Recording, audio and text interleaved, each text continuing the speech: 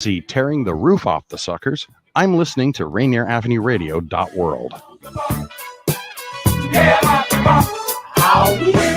Rainier Avenue Radio .world. Celebrate 4 years of broadcasting 24 hours a day, 7 days a week, in the interest of South Seattle and surrounding communities. Hey, it's Tony B, and yes, I'm excited to share with you, April is our birthday. This one is our 4th of amplifying the diverse voices in our community, broadcasting community events, providing award-winning instructional classes to youth and adults, supporting our music communities in all genres and forms, hosting critical conversations, and making sure that we are who you are. 2020 provided us with the opportunities to meet the needs of our community. Rainier Avenue Radio is proud to have provided our communities with the most comprehensive coverage how the coronavirus did and continues to impact our community. And so, for our birthday, on behalf of our amazing staff, volunteers, and show hosts, to all of our contributors, supporters, listeners, and viewers, thank you. Join us in celebration. Rainier Avenue Radio .world. Women are not an homogenous group. We face discrimination differently depending on factors such as ethnicity, age, socioeconomic status, and more. Rainier Avenue Radio is proud to amplify women's voices. They are the experts of their own lives, initiating conversations within their community about challenges they face, the solutions they're working on, and the opportunities they see. Please join us this Sunday from 2 to 5 for Women's Voices on Air. We know our challenges. We are the experts of our lives. We are master multitaskers, prioritizing our family, friends, and our faith above our own needs. Our needs and voices are too often overlooked. Please join us this Sunday from 2 to 5 p.m. for Women's Voices on Air. We tell our stories in our own way. Rainier Avenue Radio listeners, we have an important event coming up for the South Seattle community. For years now, behind the scenes, there have been many efforts to begin the process of reconstructing Rainier Beach High School. Now, with the right team chosen, the time has finally come, and we want to hear from you. Save the date, April 8th for the Build the Beach Community Discussion.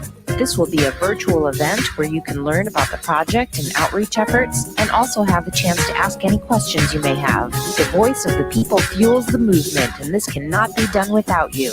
More information can be found on our website. This is Rainier Avenue Radio .world.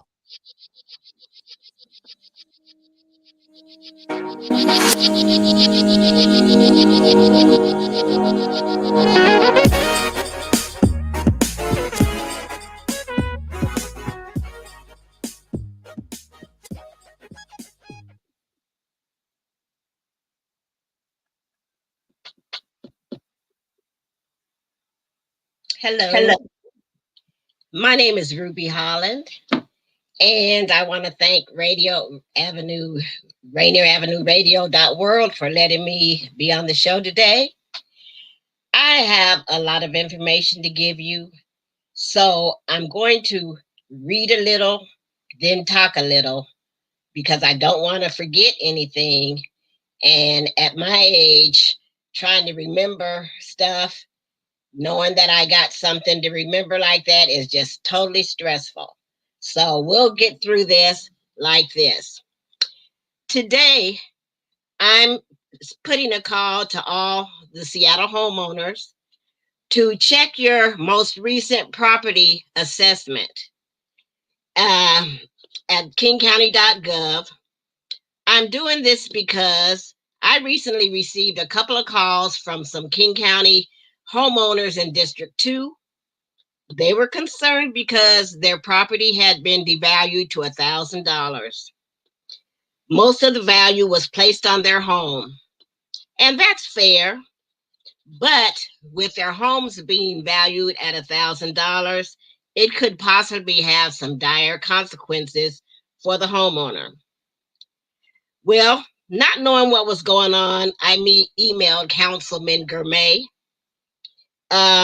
He set up a meeting with his assistant, Rhonda Lewis, and myself, and John Wilson, the tax assessor. So this practice is perfectly legal. It's under Washington law, WAC 457-07 1-800-878-030. It's a consequence for this purpose of the MHA law, which was passed in March 2019 by the entire Seattle City Council. It was unanimous, and Mayor Jenny Durkin signed it.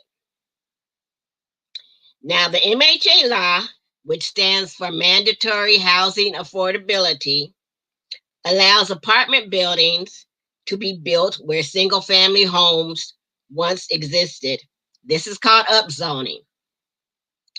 The problem with the MHA is that upzoning was supposed to be citywide, but wealthier neighborhoods sued so that they would not have to participate in upzoning. I personally watched city council members make amendments to where their neighborhoods wouldn't be upzoned. So right then and there, I knew upzoning was not something that I wanted either. When it ended, when all the dust settled, the upzones were mainly in the CD, South End, Chinatown, North Beacon, North Rainier, Rainier Beach, Capitol Hill. So now we have upzoning in all these communities of color, and there's also upzoning in other small pockets of communities of color around Seattle. I think 60 to 80% of the upzoning is in the CD. It's a brown and a black thing. So that's problematic within itself. But you know, with bills and laws, the devil's in the details. So you never know what the details are. But here we are, a year into this thing, and we're finding out a lot of things that we didn't know before. The number one thing is the MHA was supposed to give us affordability in our apartments. Well, that hasn't been produced. When the MHA was, when the law was talked about, there was a part of the law called the Grand Bargain, and I believe Mayor Murray instituted that with developers. What it did was it allowed developers to pay an in lieu of fee instead of having affordable units on site.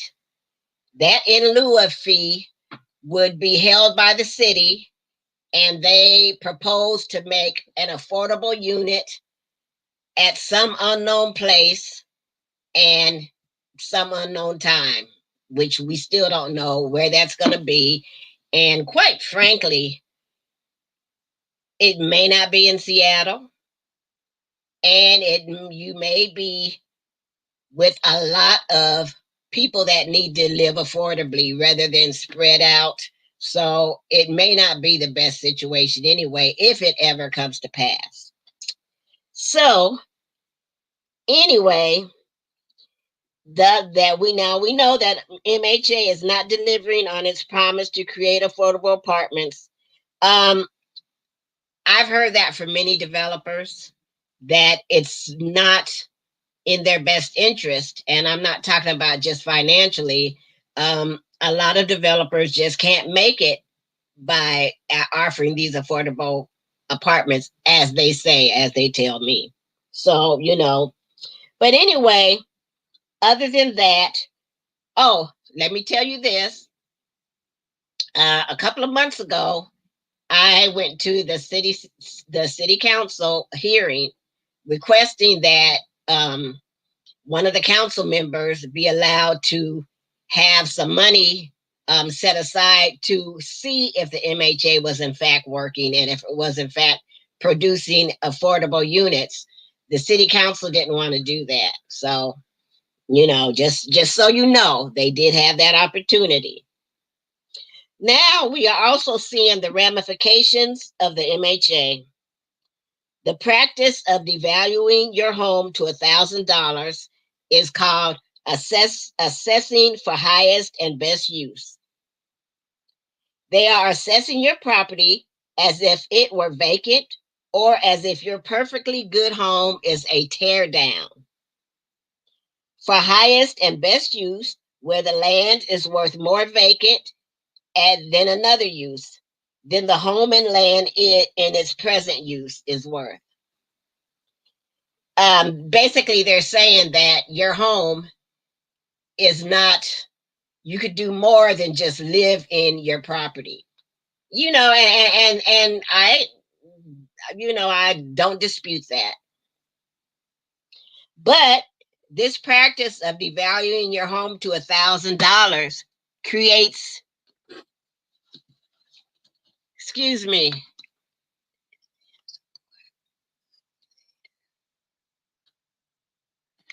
it creates a perfect storm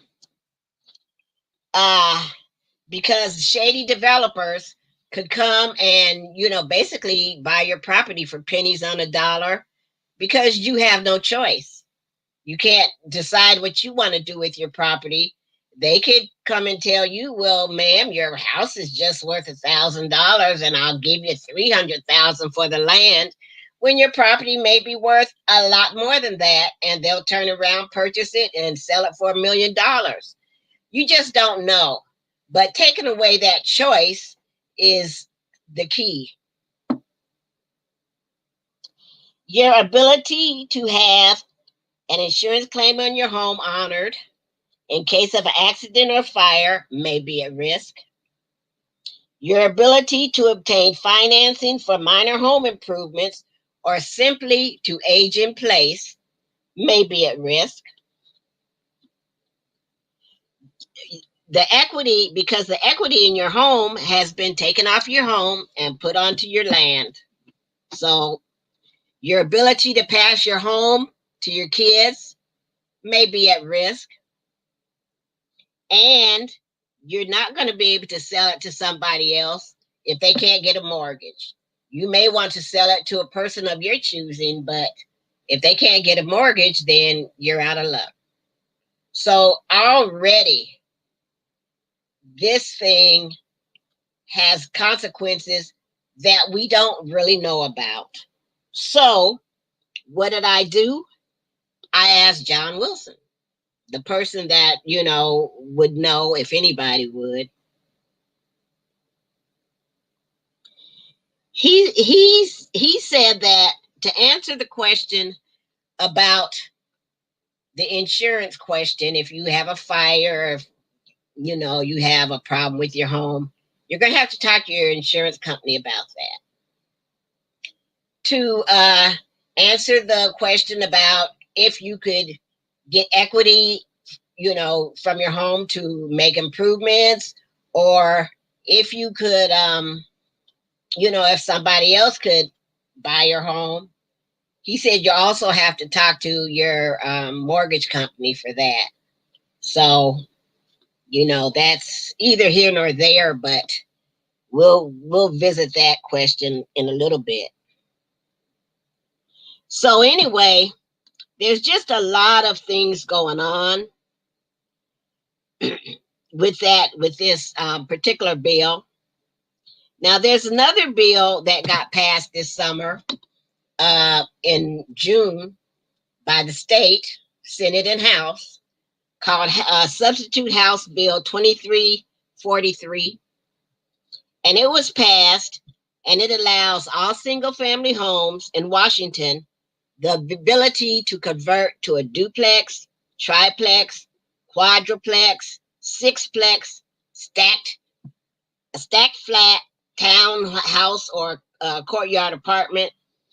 I kind of got not an argument, but we had a conversation this weekend because it's my understanding that that bill says that municipalities are encouraged to allow homeowners to convert to a duplex or triplex. And so, you know, encourages, I guess, something that we would have to work on the city of Seattle to allow that.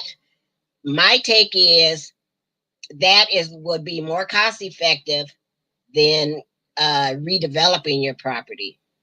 And it may be more cost effective than getting an ADU or backyard cottage built on your property.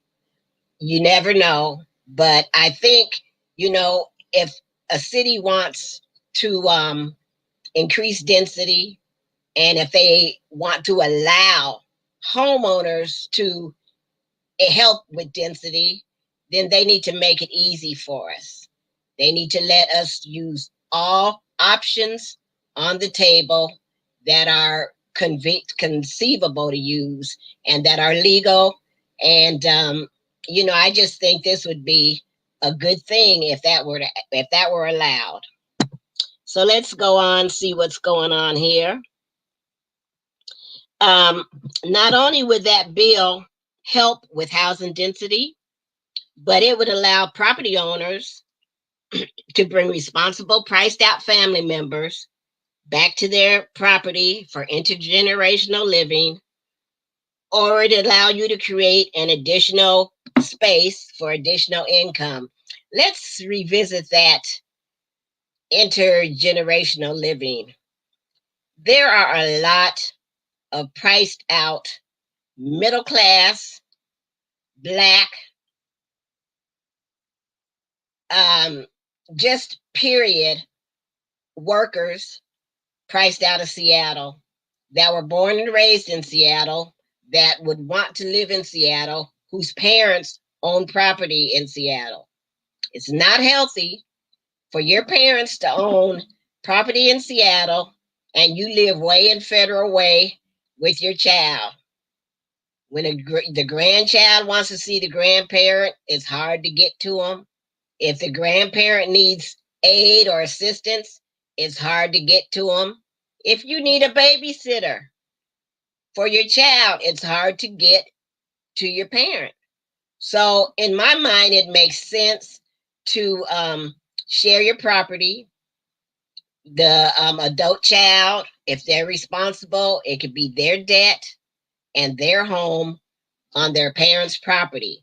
Now, that's been a hard sell so far because basically single-family homeowners are used to living in that big house by themselves. Even when the kids are gone, you may live in a 4-bedroom home. You and the dog occupy 1 bedroom, 1 room in that whole house, and you're totally comfortable with that. So, I've been there. I've done that before. And at this point, with things being the way they are in Seattle, we have to start looking at things in a different way. I agree with increasing density. There's a lot of homeless people that just can't afford apartments in Seattle because, like we went over, apartments, mandatory housing is not, mandatory affordability is not bringing affordable units. And these other companies that even aren't going through MHA aren't bringing affordable units either. So we really need to think outside the box and figure out how we're gonna, as homeowners, we need to also contribute to how we're gonna help these people get in off the streets also. So, that's my thoughts. A lot of homeowners don't agree with me, but, I'm working towards pulling them in that direction because I really do think that'll help people and, it'll help the homeowner. It'll help them keep their home possibly. Another situation that's been going on, COVID has seen many Black family members move back home due to loss of income. Homeowners in upzone neighborhoods who want to upgrade their homes to allow for these additional family members, or who simply want to help with density, or who simply want to remodel their homes to age in place, are met with $11,000 and up MHA fees over and above their regular permit fee, simply because they're in the upzoned area that we know only affects communities of color.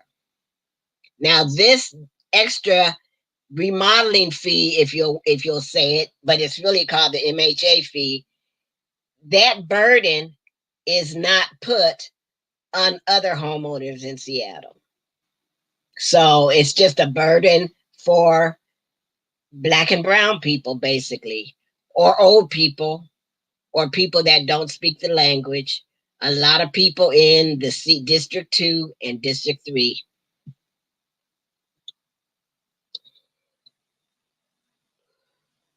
So, that burden is pretty steep, and it makes it harder for us to hold on to our property and create wealth for our families.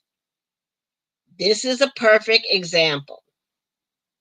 The bottom line is we're being punished for not bringing our homes up to the highest and best use, but we're having barriers placed so we can't do that. This is a perfect example of what Jenny Durkin said in September 25th, 2020. And I will quote her. "For too long, we have used our procedures, our systems, which were designed, literally, legally designed, to hold people back and discriminate. It's not that the system didn't work, it's that it worked exactly like it was designed. It was designed to benefit certain people and to exclude certain people. And it was done for generations. Well, guess what? Prior to COVID, in March of 2019, it was done again with the passing of the MHA law. I say that the MHA law is discriminatory, and it is a land grab, pure and simple. It's a land grab that has displaced many people already. The city of Seattle should make it easier for Black and brown people to hold onto our property and to help with density, especially since Black lost property due to the Seattle's Weed and Seed program for possession of drugs, the exact same drugs that whites are now getting decriminalized, and that the courts and that the powers that be are turning a blind eye to. So that's just another take on it and just something to think about. I think I'll leave this here and I'll get this one. So anyway, we have all that going on. So let's go ahead and keep going here.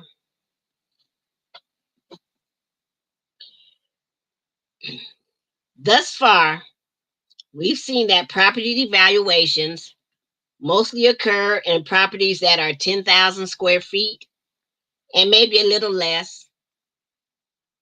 And be suspicious if you have a corner lot. Those are in high demand.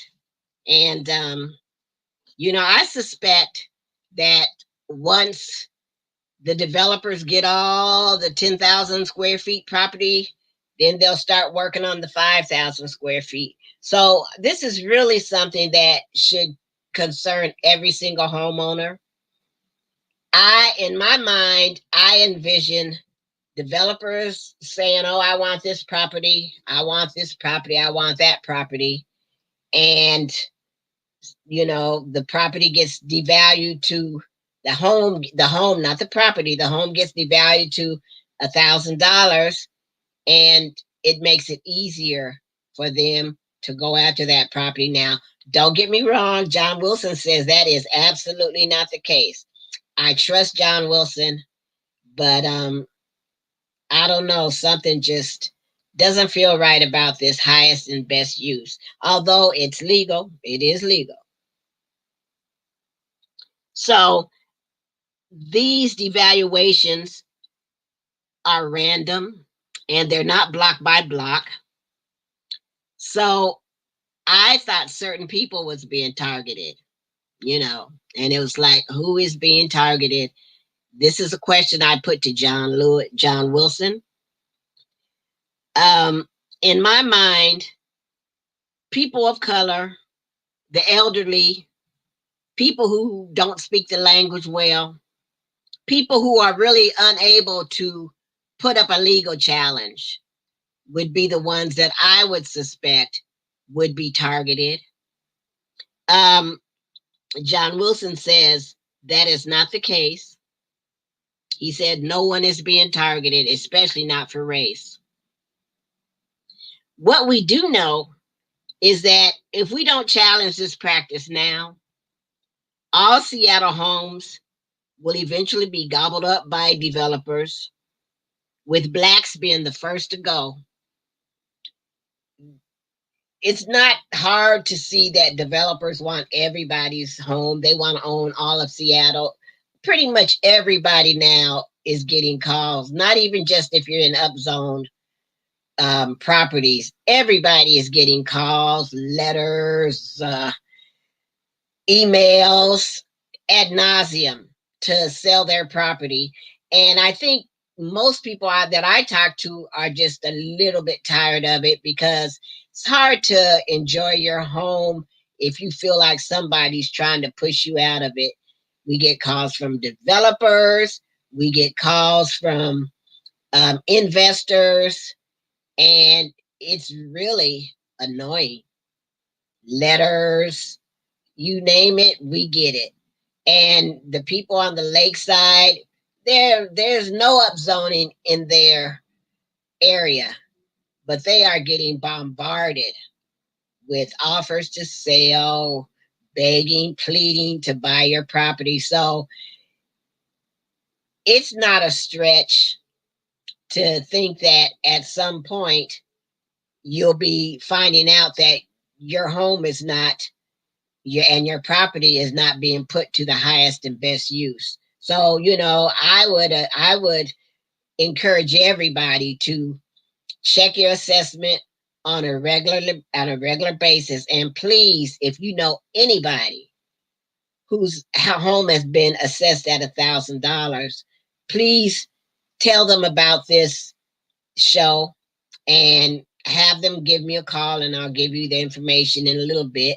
Have them go down to kingcounty.gov and check out their assessment and see if they could get it reversed. And we'll talk about that in a few minutes either.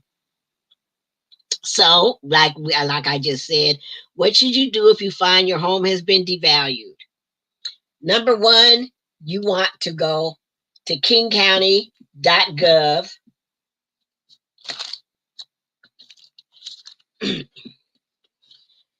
Scroll down to home and property, and then you want to click on look up property values, and then you want to go to real property and check the box, because you do have to agree to certain things.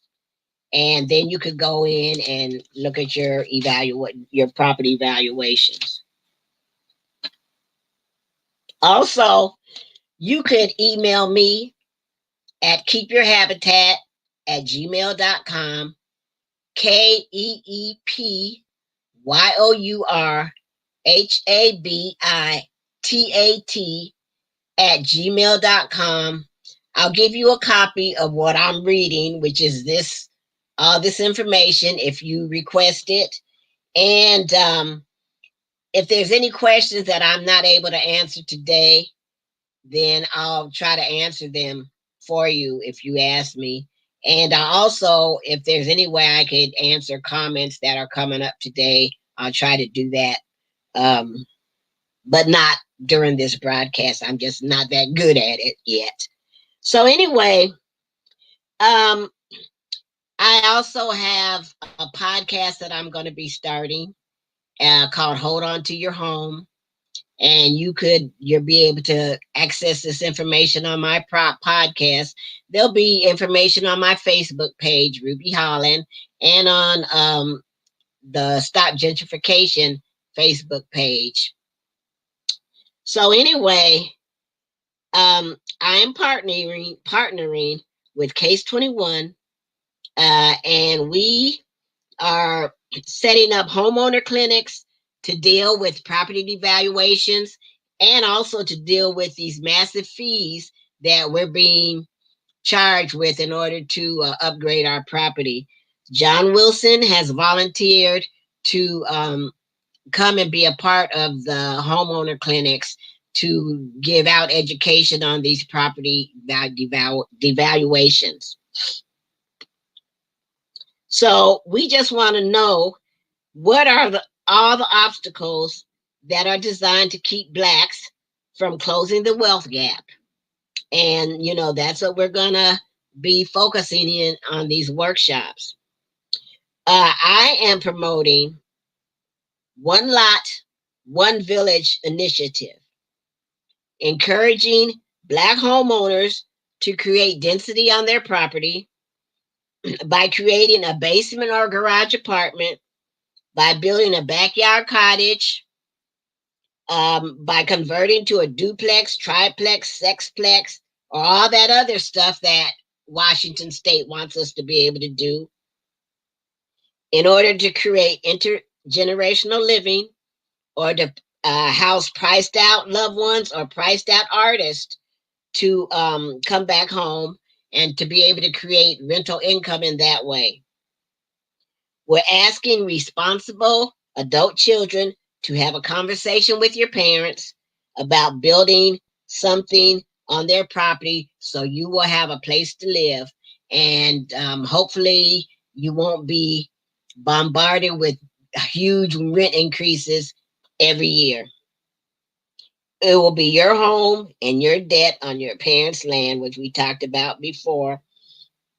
With Case 21's guidance, we can repurpose our own property for the highest and best use. That's what we feel, and that's going to be our model moving forward. So now I'll answer a few questions. I asked John Wilson some questions.